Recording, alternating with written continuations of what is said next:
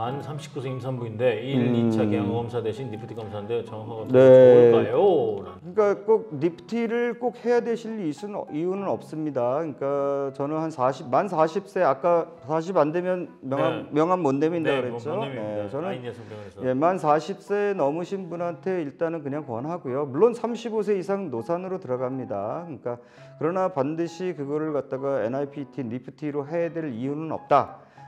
그거는 이제 본인이 원하시는 대로 하시면 되고요. 불안하신 분들은 그냥 NIPT로 하시고요. 그렇지 않고 그냥 난 괜찮겠는데 그러면은 종합 검사를 하셔도 충분합니다. 네. 네. 그리고 모유 수유만이 답일까요? 분유로도 아이를 건강하게 키울 수 있는지요? 출산을 오래 하지 않아 바로 직장에 복귀해야 하는데 일의 특성상 외부 현장 작업이 많다 보니 유축할 여건이 안 됩니다라고 질문드렸습니다. 그러니까 저는 그 인부들이 또는 산모들이 아기한테 너무 미안해하지 않았으면 좋겠어요. 그러니까 내가 건강해야 아기를 볼 수 있는 거고. 맞아. 네. 그러니까 모유 수유의 장점이 많지만 모유 수유만이 정답은 아닙니다. 뭐 영양분은 뭐 우유, 분유에도 충분하니까. 그러나 그러니까 그러한 모유 수유를 못해서 아기한테 미안한 마음을 그냥 다른 방법으로 아기한테 더 정성을 쏟을 수 있는 방법으로 생각하시면 되지 죄책감 이런 거 가지지 마세요. 임신 중에 치액은 뭐 당연히 생기는 거니까 연고 처방 받으시고요.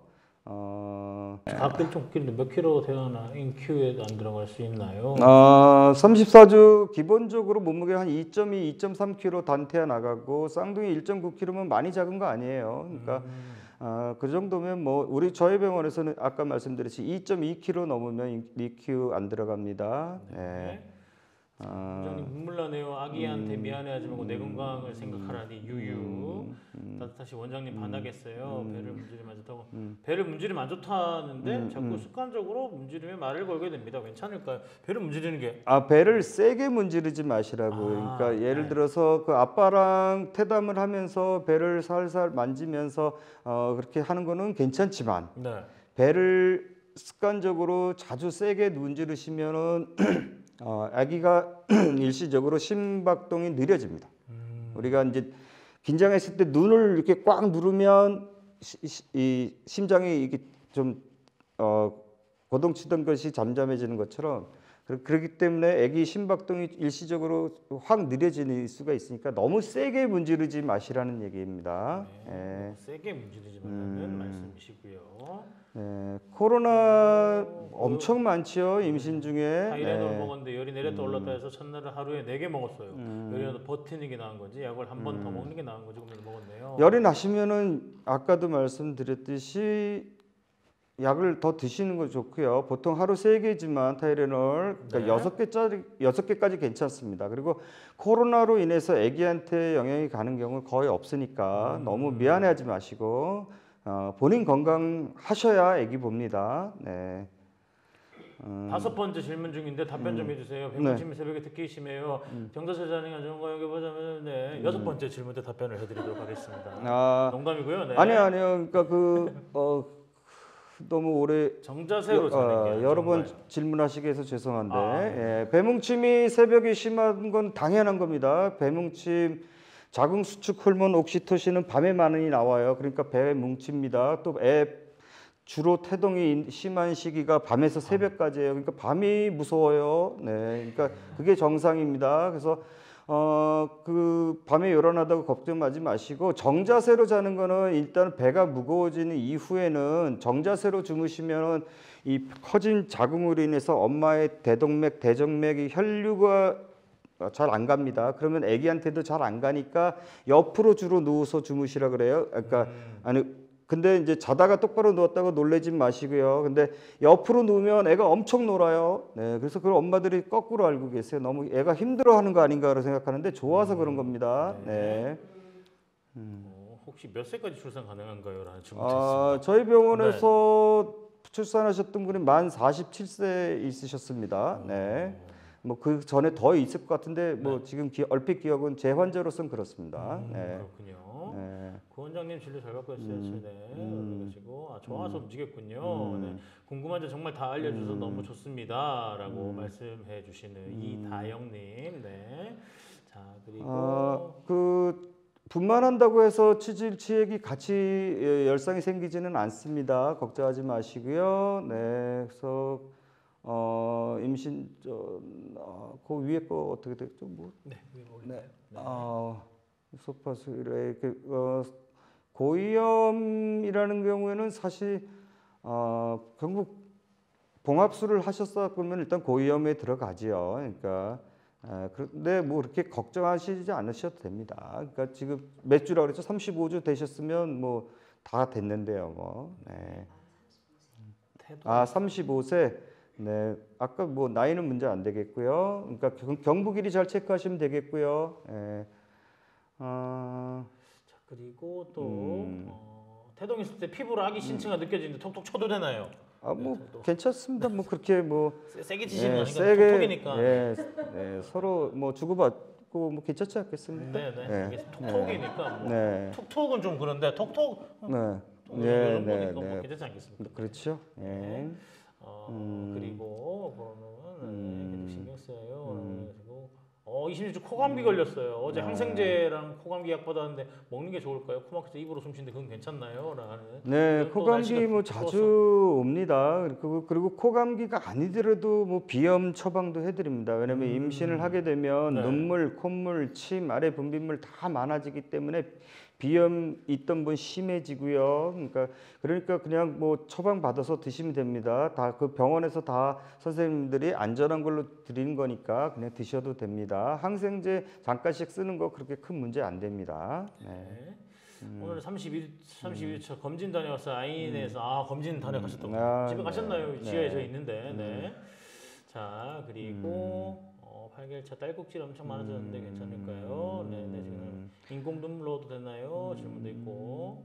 네. 그러니까 쪼그려 앉는 거나 양반다리나 마찬가지로 여행을 할 때도 마찬가지 장거리 여행 가도 되느냐 같은 맥락인데요. 그러니까 한 자세로 오래 있으면 안 좋습니다. 그러니까 그래서 혈전이 생길 수가 있거든요. 네네네. 그래서 그냥 여행을 가시든 한 자세를 취하든 자꾸 몸을 풀어주라.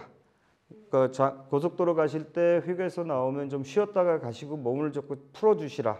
비행기 탔으면은 일어나서 뭐 한두 시간에 2시간에 한 번 정도는 자꾸 화장실 가면서 이렇게 몸을 풀어주시라 이렇게 말씀을 드립니다. 네. 조금 웃긴 질문일 수 있는데 코골이가 심한데요. 네. 신생아랑 같이 자도 될까요? 아기한테 미안할 것 같아요. 아니, 많이 심하신가? 어떻게? 뭐 그러니까 혹시 뭐 녹음해서 들려줄 수가 있나요? 네. 어느 정도인지 모르겠지만. 그러니까 아까도 말씀드렸듯이 아기한테 너무 미안해하지 마세요. 네. 너무 안 미안하셔도 됩니다. 네. 설마 아기가 엄마 주무시는데 코 곤다고 뭐 그렇죠. 예. 그렇겠습니까 아기가? 네. 네. 아기 때문에 그리고 또 태동이 없이해서 활발해요. 네. 태동이 활발하면 어떤 순간에도 좋은 거지 나쁜 건 아닙니다. 네. 화장품이나 샴푸도 임신 기간 중 바꿔야 하는 걸까요? 화장품, 뭐 샴푸. 아니 일반적으로 쓰는 것들은 그렇게 바꾸실 필요가 없습니다. 근데 이제 지나치게 화장품 중에서 뭐 비타민 A 성분이 지나치게 많은 거 아니면 굳이 네. 바꾸실 거 없고요. 샴푸도 뭐 꼭 바꾸셔야 될 이유는 없습니다. 네. 그리고 산후 마사지 받으면 복부 쪽에 네. 출혈이 생길 수도 있다는 말이 있던데 받아도 괜찮을까요? 라는 질문도 있습니다. 대부분은 괜찮습니다. 근데 이제 그 보통 우리가 제왕절개 하고서 자연분만 하시는 분은 아무 문제가 없고요. 네. 근데 제왕절개 하시고서 한 일주일 이제 실밥 뽑고 조리원 가셔서 이제 배 마사지를 했을 때 그 근막하 출혈이 좀 생기는 경우들이 있어요. 특히 이제 혈압이 높았던 분들, 네. 임신 중에 혈압이 높았던 분들은 그 복부 바로 밑에 근막 출혈이 있어서 그걸 마사지를 받으면 그게 더 나빠져서 혈종이 크게 생기는 경우가 있으니까 되도록이면 그냥 한 일주일은 지나서 최소 퇴원 후고 일주 그러니까 한 2주는 지나서 복부 직접 마사지는 그렇게 했으면 좋겠습니다. 네, 알겠습니다. 오늘 강의 너무 좋아요. 궁금했던 게 해소돼요. 라도 계시. 오늘 방송 너무 유용한 것 같아요. 네. 아까 코골이 하시면 답변 감사하다고. 네. 얼굴이 빨개졌다고 하시네요. 네. 미안해하지 않고 코골기. 미안하지 말고 그냥 시원하게. 네. 그럼요. 그러니까 등살 크림이나 이런 것들을 사실 그 해도 틀 사람도 틉니다. 근데 좀 도움이 되는 거죠. 예, 그러니까 뭐 열상 방지 주사를 맞는다고 해서 열상이 안 새는 거 아닙니다. 좀 줄이는 거죠. 독감 주사를 맞는다고 독감 안 걸립니까? 걸리죠. 걸리죠. 걸리지만 근데 조금 약하죠. 네, 그러니까 그런 측면에서 하면 되고 뭐 언제부터 하느냐 그거는 뭐 편하게 하시면 되고요. 네. 그리고 우리 애경김님 질문 또 여기 공복 시간이 14시간에서 14시간 정도인데 괜찮나요? 12시간 넘어가면 애기한테 안 좋다고 하는데요. 엄마가 안 좋을 것 같은데요. 애기랑은 뭐. 엄마가 괜찮으시면 애기는 걱정 안 하셔도 됩니다. 엄마가 공복 시간이 저렇게 길 이유가 있을까요? 어머니 식단 뭐 관리를 하신 거 아닙니까? 아닌가? 중간중간 좀 궁금하네요. 네, 자세하게 좀 적어주시면. 김혜경님 왜 그러시죠? 네, 김혜경님 왜 그러시는 거죠? 네. 김혜경님 왜 그러시는 거죠? 공복 시간에 이렇게 14시간에서 16시간을 유지하는 이유가 궁금하네요. 네, 답변 올려주시면 감사를 드리겠습니다. 칼슘을 우유로 얼마나 먹어야 해요? 우유에 칼슘이 들어가 있으니까. 네. 그 저기 뭐 정확한 수치 지금 생각 안 납니다. 네, 그러니까 뭐 그냥 우유를 많이 드시라고 얘기합니다. 네. 근데 우유가 우리나라 사람들 소화가 잘 안 돼요. 그렇기 때문에 칼슘을 우유로 대체할 수는 없지만, 그러니까 사실 그 칼슘을 임신 중에 이제 권하기도 하고 또 그러는데 필수기도 하지만 칼슘을 약으로 섭취하거나 그럴 때 우유 말고요. 그럴 때는 철분하고 한 2시간 이상 떨어뜨려서 드셔야 이 철분의 흡수를 방해하지 않습니다. 네.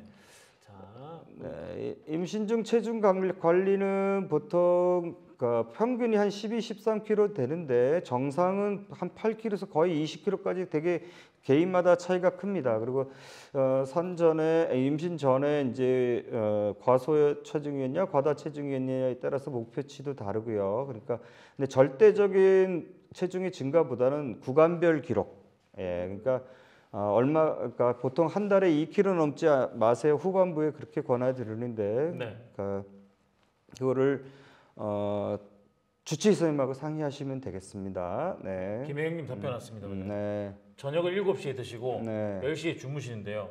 잠이 안 오셔서 4시에 주무신대요. 그래서 다음날 12시에 일어나서 점심을 드시니까 공복이 14시간, 16시간이시다. 그러니까 엄마가 힘들지 않고 그걸로 인해서 문제가 되지 않으면 아기한테는 영향이 없습니다. 그러니까 어머니 괜찮으시죠? 네. 보통 임신 중에 엄마가 극심한 영양실조가 아니면 그러면 아기는 다 찾아 먹습니다. 알아서. 네, 알아서 다 가게 돼 있어요.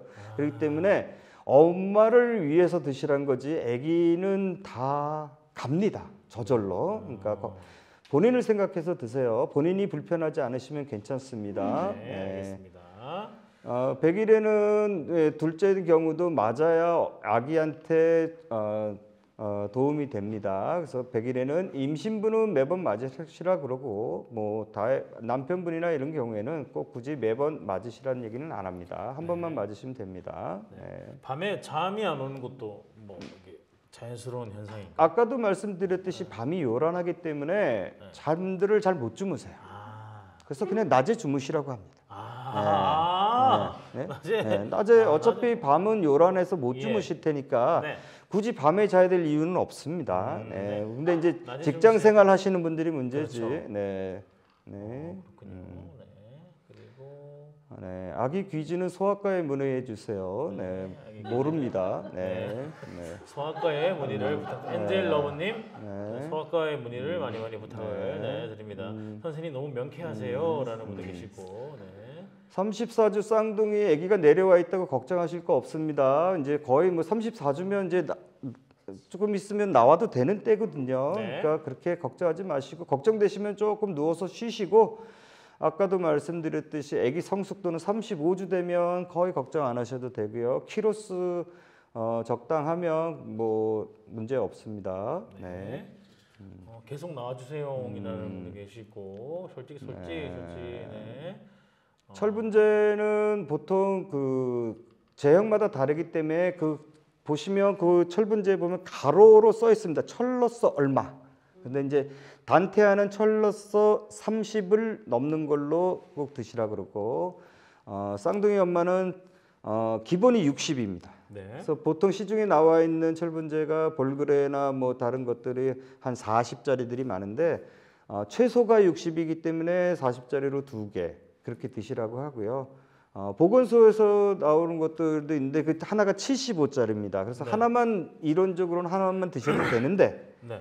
사실상 이게 나중에 중간 빈혈 검사를 해보면 좀 부족하더라고요. 그래서 빈혈이 있으신 분들이 있어서 그냥 75짜리든 어떤 제형이든 30이 넘는 걸로 2개를 드시기를 권장하고 있습니다. 네. 네. 자 그리고 요즘은 지금 시청하고 계신 어머니들께서 집중해서 잘 들으신 다음에 우리 아버님들한테 알려주면 좋을 것 같아요. 네. 첫 예비 아빠입니다. 네. 출산 후 아내에게 어떤 방법의 어시스트가 필요한지요? 그, 어떤 방법에?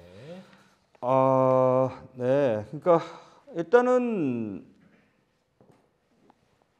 좋은 마인드인 것 같아요. 훌륭하신 분인데. 예, 일단 어떤 그래서 자기가 뭘 해야 되는지 네, 도와줄 수 있는 아빠가 게 있는지.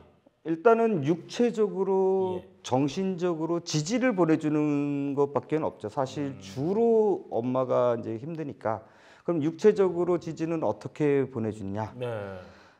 뭐 엄마가 육아에 집중할 수 있도록 집안일을 도와줘야 되겠죠. 그리고 집안일을. 네, 그리고 하루에 한 번, 뭐 잠깐이라도 엄마가 이제 좀 쉴 수 있도록, 네. 예, 그러니까 뭐 아기를 대신 봐주고 있다든지, 엄마가 잠깐이라도 시간을 내서 할 수 있도록 한다든지, 아니면 정서적으로 지지를 해줘야 되겠죠. 뭐 전화해서 아는 뭐 이런 게 아니라 자기는 어떤가, 자기 밥 먹었냐, 아기보다도 엄마에 예, 대해서 여쭤보시고. 그렇죠. 네, 아기 태어나면 사실 첫 애를 낳고 나면 부부 생활의 위기예요. 그러니까 왜냐면 첫 애를 낳으면 모든 것이 아기 위주로 돌아가기 때문에 남편에 대해서 홀대해지기 쉽고 와이프에 대해서 산모에 대해서 홀대해지기 쉬우니까 그것이 사실 부부 생활의 첫 위기가 될 수 있습니다. 그래서 그걸 잘 극복해서 행복하게 사시길 바랍니다. 그렇군요. 네. 대부분 뭐 우리 아버님들 뭐 아는 그래 네. 끊어라. 밥은 못 나 끊어라. 이렇게 하시는데 그렇게 하면 안 되고 우리 어머님들을 더 괜찮으신가 여쭤봐 주시고 그리고 도와준 건 요만큼인데 생색을 이만큼 내지 않기라는 이렇게 답변 내주시고 그리고 어머님들한테는 금융 치료가 짱이라고 이렇게 또 이렇게 하시고 이렇게 뭐 백이나 뭐 이런 네. 그런 걸 그리고 좋죠. 네. 백이나 이런 거 어머니는 또 가지고 싶은 물건 이런 걸 또 아버님께서 그래 수고했다 주선하느라 탁 드리면은 바로 그냥 바로 치료. 네. 시댁 연락 안 오기. 네. 시댁 연락 커트 시켜주기. 야 이거 중요하지 않습니까? 예. 야 시댁 연락 커트 해주기. 아빠가 이제 커트를 해야 돼. 아빠 수비수를 해야 된단 말이야. 아빠가 수비수를 해줘야 돼. 막아줘야 돼. 저 엄청 중요합니다. 네. 야. 제가 저걸 못 해갖고 사실 고부간의 갈등은 남편이 만드는 거거든요. 요거는 그러니까, 육체적 지진가요? 정서적. 남편 살아남기입니다. 그래. 아버님의 생존 생사다. 아버님의 생사가 걸린 문제다라고. 사실 제가 그 거꾸로 해갖고 어머니한테 가서는 와이프 욕을 해야 되는데 거꾸로 하고 그래서 그거 잘해야죠. 그거는 뭐 상식이고 단백뇨는 중독증이 없이도 나옵니다. 근데 임신 중독증은 혈압이 높아야 중독증이기 때문에 단백뇨 나왔다고 걱정하지 마시고 대신 혈압이 잘 높아지는지 확인하시기 바랍니다. 네. 자, 제발 아들한테 연락하시면 좋겠어요. 돌발 퀴즈는 아직 안 했습니다. 돌발 퀴즈는 아직 안 했다는 거 말씀드립니다. 자, 자궁 수축 억제제, 고혈압 약 아이에게 미치는 영향이 아예 없나요? 라는 아예 없지는 않겠으나 큰 영향은 없습니다. 그런 거 쓰시는 거에 대해서 뭐 걱정하시거나 죄책감 가지실 필요 없습니다. 다 안전한 약으로 쓰고 있고요. 수십 년 동안 써왔던 거기 때문에 안 쓸 수 없으니까 쓰는 거 아니겠습니까? 그러니까 걱정하지 마시고요. 어떤 전 얼주가인데 음료를 차갑게 먹으면 아기한테 무조건 안 좋나요? 얼주가가 뭐죠? 얼어 죽어도 아이스 아메리카노. 네. 겨울 이렇게 추운 눈 오는 펑펑한 날에도 아이스를 먹는 그런 아니요, 뭐 신조어입니다. 우리가 이제 지금 임신부신지 아니면 산모신지 모르겠는데 네. 어쨌든 그냥 온도는 적당한 거를 권장을 하지만 우리가 이제 두 가지 걱정을 하시죠. 고온이 임신 아기한테 뭐 영향을 미치지 않을까. 근데 고온은 아주 엄청난 고온이어야지 뭐 좀 온탕에 들어간다, 뭐 노천탕 갔다 이런 거는 고온으로 치질 않습니다. 그리고 찬 것도 굳이 그건 체질상의 문제고 본인이 괜찮으시면 괜찮습니다. 이제 외국 사람들은 아기 낳고 나서 네. 딱 맥주 한 잔 쫙 하고 찬물로 샤워하고 쫙 하고 산후통 없습니다. 그 사람들. 예. 근데 우리는 따뜻하게 하라 그러고 하죠. 왜냐면 그런 문화가 다르 있어 그럽니다. 우리는 그 사람들은 가을에도 뭐 수영하고 네. 가을에도 반팔 입고 뛰어다니고 그렇게 하지 않습니까? 그러니까 본인이 평소에 관리를 잘 하셨다 그러면 어떤 걸 드셨다고 해서 문제가 되지는 않습니다. 네, 예. 알겠습니다.